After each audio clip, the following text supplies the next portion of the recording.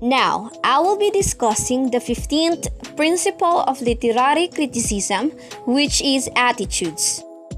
The interventions of memory are not confined to sensation and emotion. They are of equal importance in our active behavior. What we already done in the past controls what we should do in the future. Every perception includes a response in the form of incipient action. What is incipient action? These are movements that are involuntary and initiated directly by the body with certain cognitive forces. So every perception includes a response in the form of involuntary activities. However, we constantly overlook the extent to which we are making adjustments, getting ready to act in one way or another.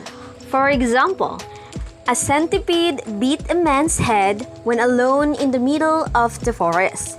This experience made the man to jump right out of his chair when a leaf fell upon his face from a tree. This example shows how quick and extensive are the motor adjustments made in what appear to be the most similar to the incident.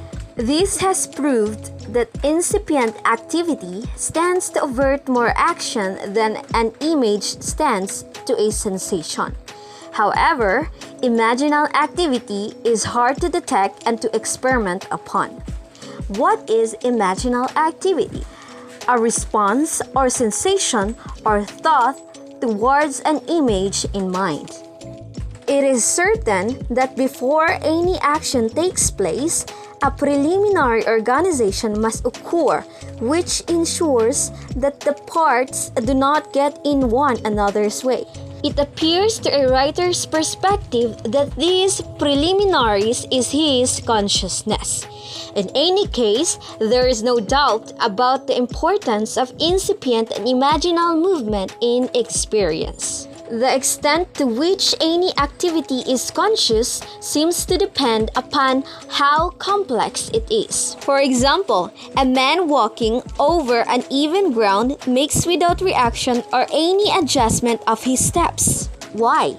Because he's used to it. But let the ground become steep. Both reaction and emotion will appear. The increased complexity of the situation required for convenience and safety call complicated goings-on in the mind. Besides his perception of the nature of the ground, which is uneven, the thought may occur that a false move would be dangerous. This is called a realization of his situation.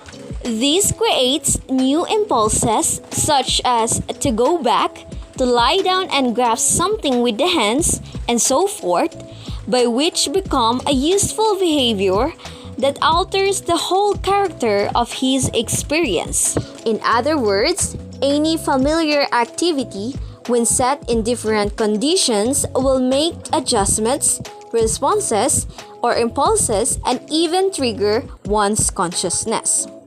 This fact is of great importance for the arts, particularly for poetry, in which a totally new setting for what may be familiar elements is essentially involved.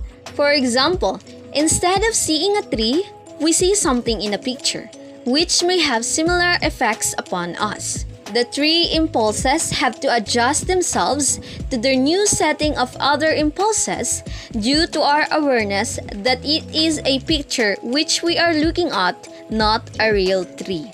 Thus, an opportunity arises for those impulses to define themselves in a way in which they ordinarily do not.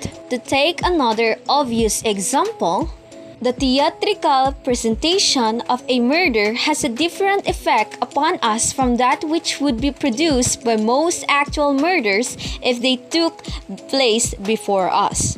These considerations point out the differences between ordinary experiences and those due to works of art.